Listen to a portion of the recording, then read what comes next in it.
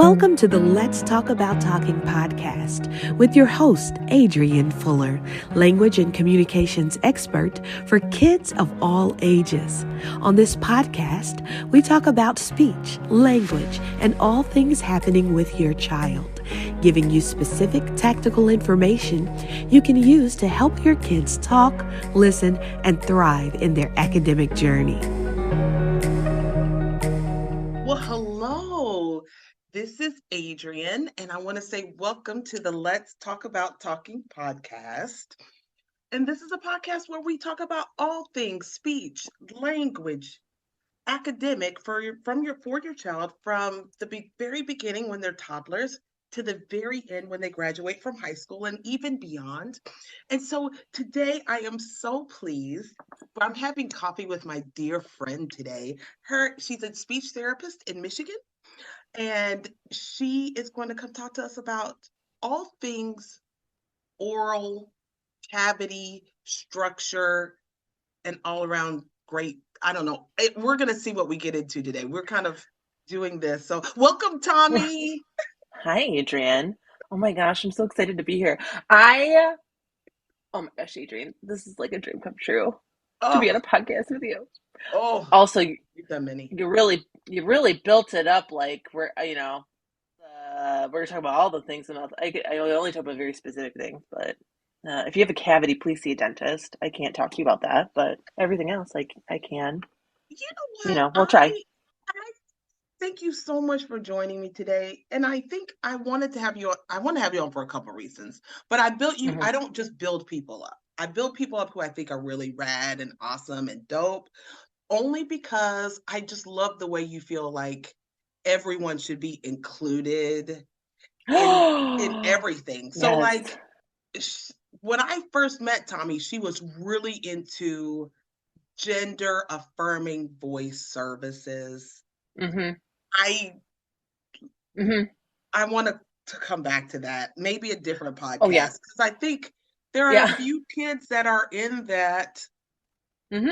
state area in their lives, and I think that we don't always give the so. No. I want to be able to give support, but today I want to talk about the oral structure because a lot of our parents have kids that are not talking very clearly. And even as speech therapist, I find, Tommy, that we're like, okay, yeah, it's an articulation thing.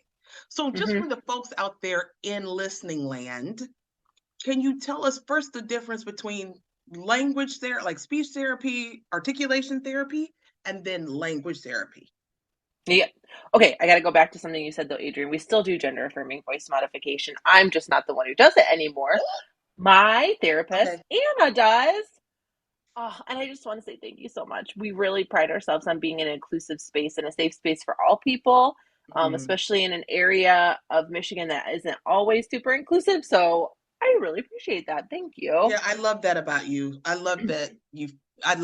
So I do want to Thank just you. shout that out because I feel like a lot of people said it in 2020 and they didn't mean it, but you really mean it. And We're I doing the feel like work. you're a great ally. Thank you very, very much. Thank you.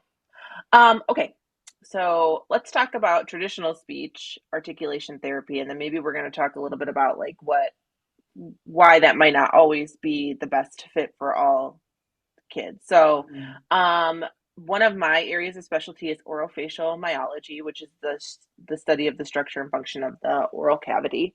So, traditional speech therapy for articulation, we see results relatively quickly, right? Like Mhm. we can get a Mhm. kid to do things at like the word level, like within like 6 to 8 weeks, right? It might Mhm. not be like conversational in 6 to 8 weeks. In fact, that'd be pretty impressive if it was, but at least we can start to see some progress pretty quickly. And we know, because most of us have worked in the schools, that there are still like 13-year-olds with lisps and can't say their R's and things like that. It's like what's going on? Like why Mhm. are we not, Making having any progress. and Mhm. exactly. And then those kids kind of just get dismissed from caseload, which like, no No shade to shade. the school SLPs, We love school because S. We we love do. school We do. SLPs. We love them. We were both school SLPs. So we know Hmm. what happens and how much pressure is on them. So Yes. we're not here to say go to your kid's school guns blazing. We're No, saying please don't. this is what can happen in the school This, setting, yes, for sure. yes, exactly. Mm-hmm. So I got really curious in 2020 when, we were we were Well, it shut was down and kind of I had a lot of time. hard. Mm-hmm. I was like, why am I getting all these kids? It's like this 11-year-old still can't say their R. I don't get it. And I was Mm-hmm. doing traditional articulation therapy with them. And I was like, just get your tongue back. Like, why are you not doing this? And I was like, there's gotta be something else going on here.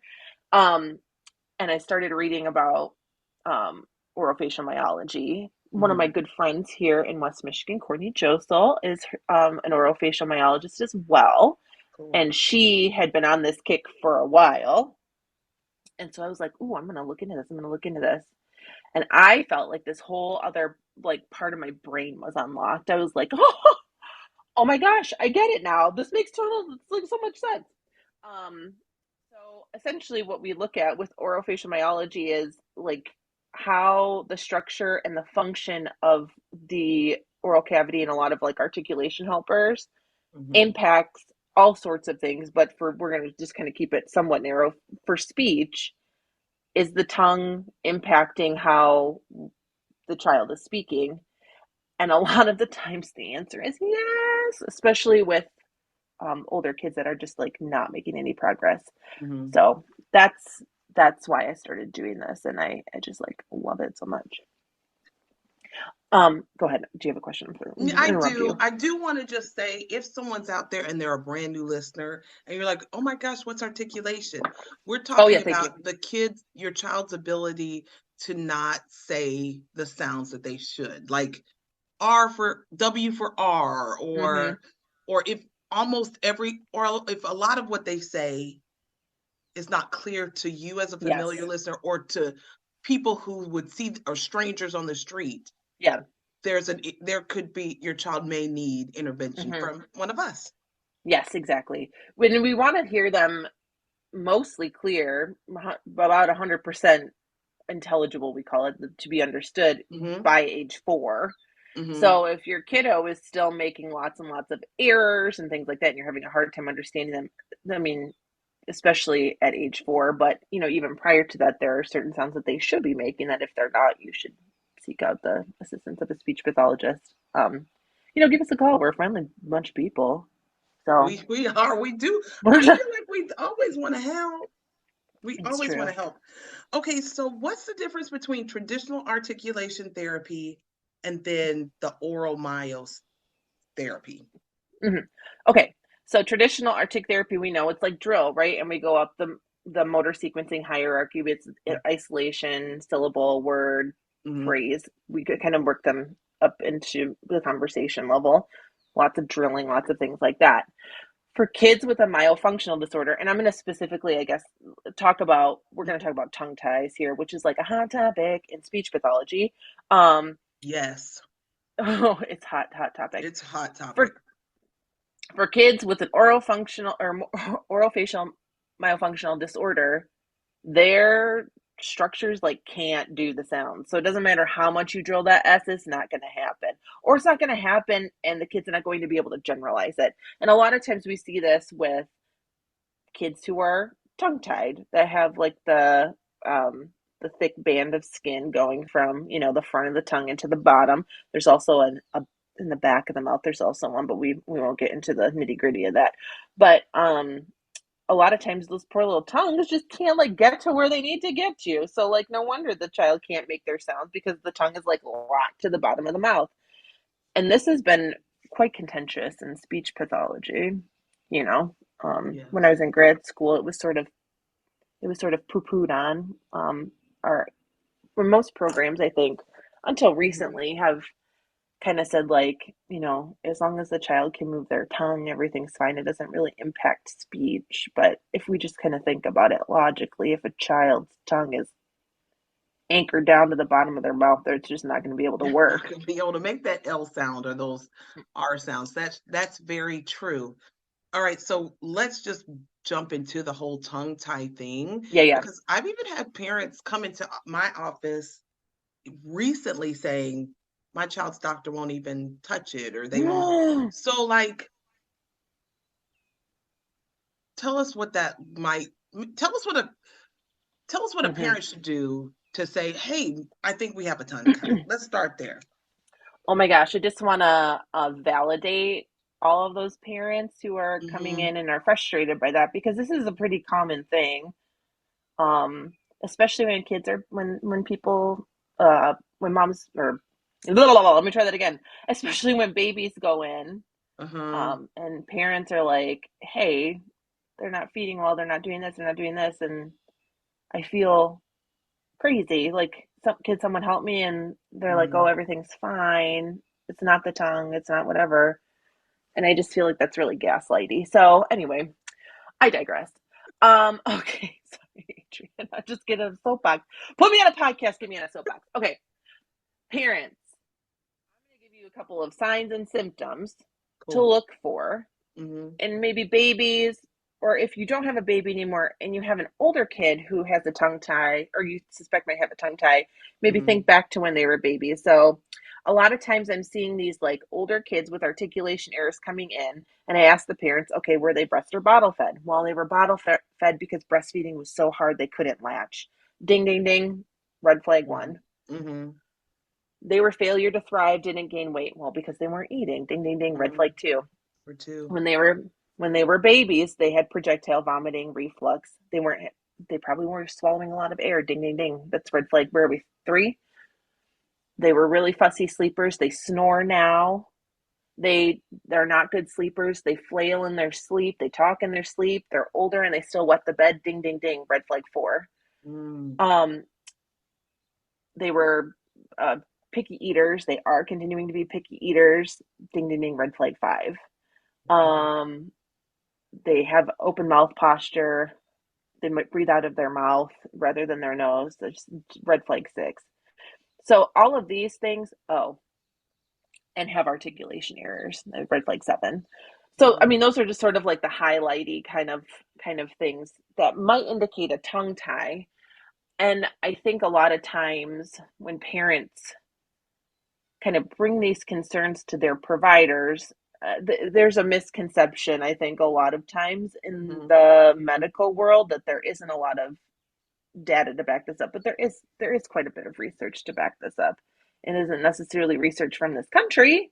I don't know why we aren't investing that kind of money into studies here, but there is a lot of research out there that points to, if we revise this tongue tie, then it'll make things a lot better. Mm-hmm. um, and then I think that there is a thing in this country about, wanting to placate people, like keep things calm, Mm-hmm. not necessarily wanting to have like harder conversations about, especially with young children, to give parents worry, Mm-hmm. um, that, oh, everything is fine.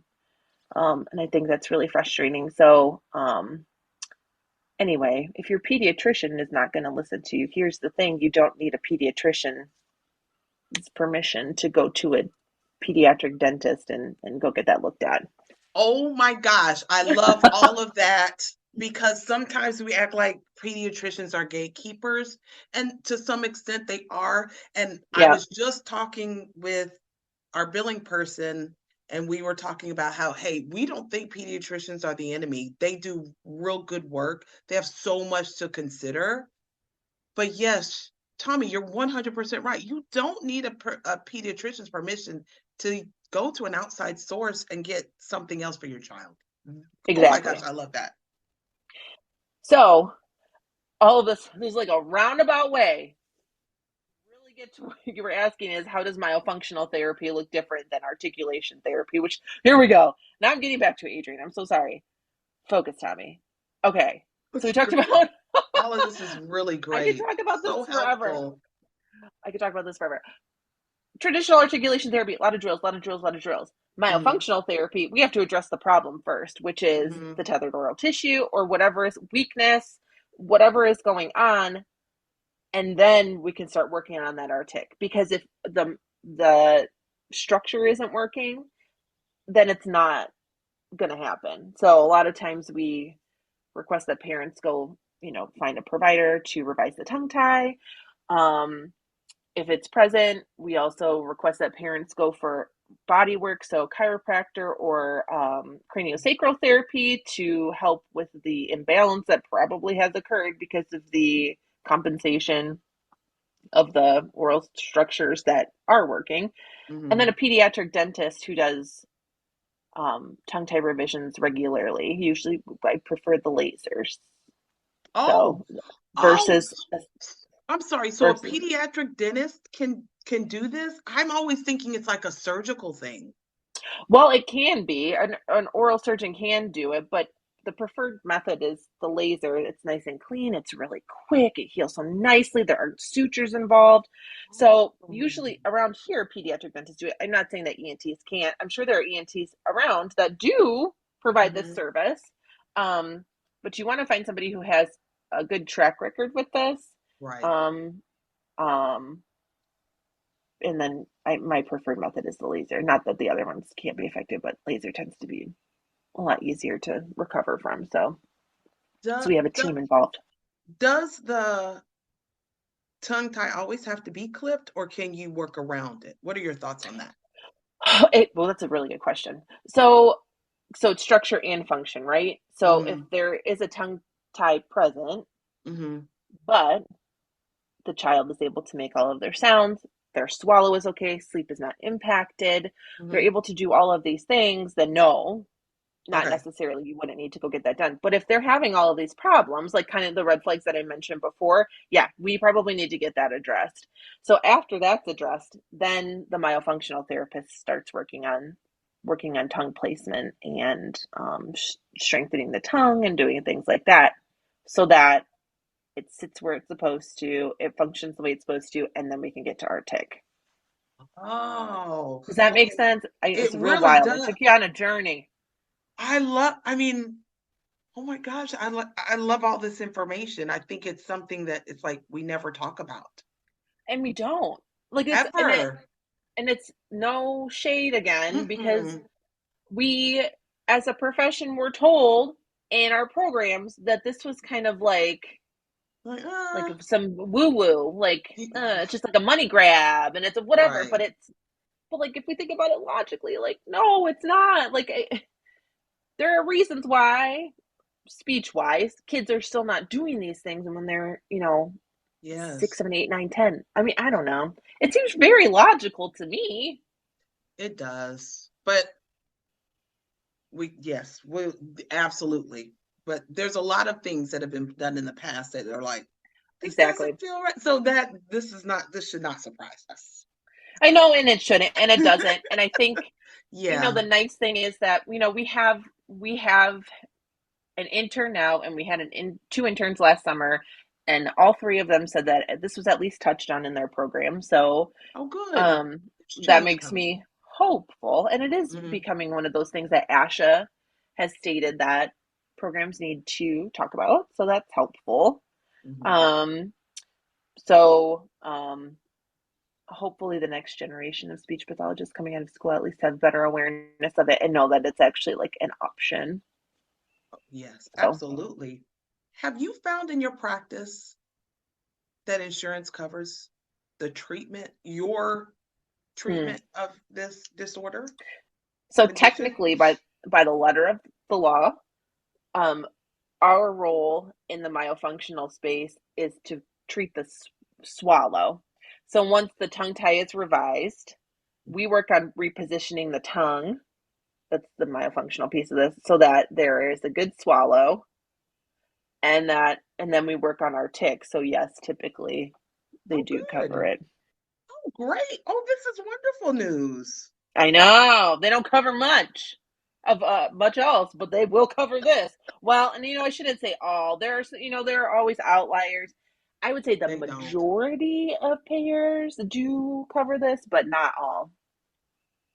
This is So very interesting. I'm like, hey, should we try to add this to our practice? I'm always looking for other things, yes, but I feel like this Adrian. is something that is never really talked about. And so if I guess my question is, if there's a parent who's already, what does the wording look like when they go to their pediatrician with their Mm, concerns? What could that sound like? okay. there are three big things that you should talk about, I think. One is any sort of like, I'm air quoting, airway concerns. Mm-hmm. Gosh, they're snoring.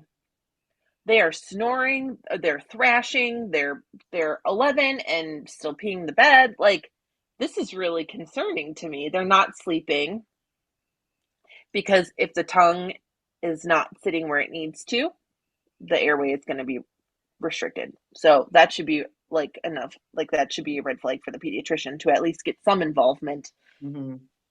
with ENT at least.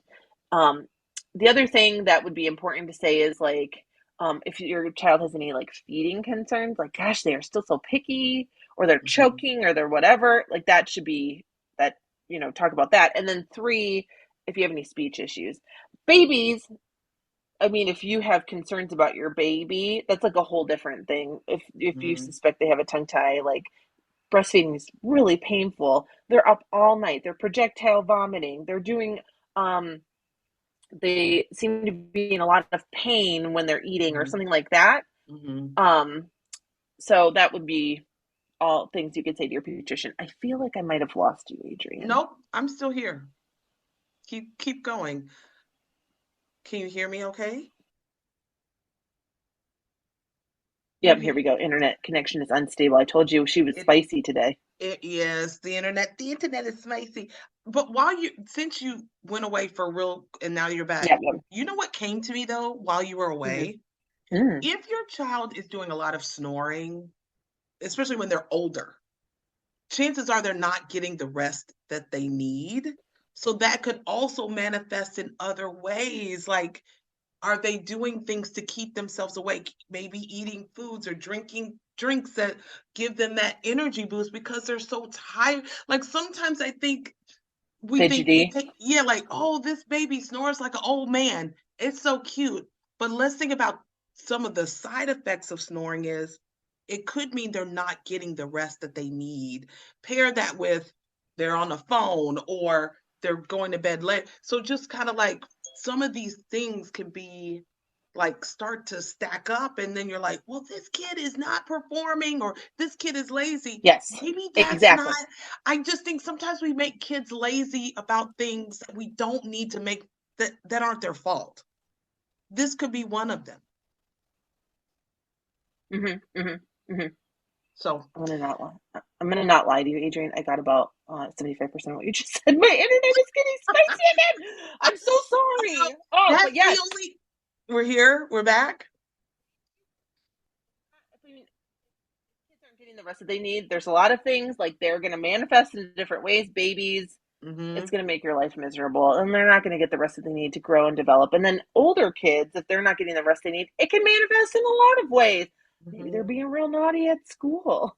Maybe they're like Yes. running around the classroom. Like, when you don't get enough sleep, like, Right. how do you act? I'm I'm a ray of grumpy. sunshine. No, I'm I mean, grumpy, I but am I'm too. not focused, and I'm like doing everything I can. So I think sometimes we don't give our kids a break about things like that. Oh, I could talk to you about this for 20 hours, Adrian. This has been so helpful. I really appreciate you joining us to talk about this topic that I don't think we talk about a lot, but I'm glad we're bringing it to light. So thank you so much, Tommy. How can people reach out to you? Because this Yeah, treatment can be done virtually. online, right? Mm-hmm. Mm-hmm. She's in Michigan, guys, but she can also be reached how? Yep. Okay. I'm Tommy Teshima, speech pathologist and owner of Duncan Lake Speech Therapy, www.duncanlakespeechtherapy.com. We're on Facebook at Duncan Lake Speech. Same thing for Instagram. We also have a TikTok, but it's mostly just videos of my robot vacuum, so I don't know that that's gonna be helpful for you. Um, but yeah, and you can reach us that way, and we'll be glad to at least point you in the right direction to help you find a provider that would be helpful for you, even if you're not in a state where I'm licensed in, which is Michigan. We can get you hooked up with the right people. Very, very cool. If you haven't checked out Duncan Lake Speech, on social, it's worth your time, and it's definitely worth a scroll. Thank you so much, Tommy, and thank you everybody for joining us. I hope you have a good day. Okay, Thanks, bye. Adrienne. Bye.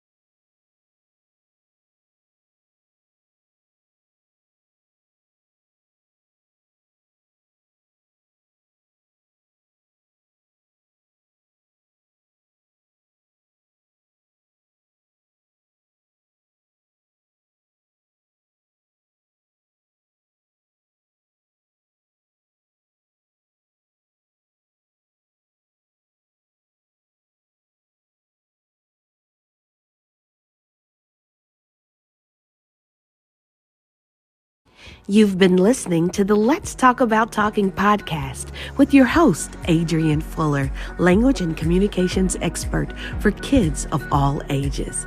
You can grab Adrienne's book, 30 Days to Get Your Toddler Talking, on Amazon or at speechbuilders.org.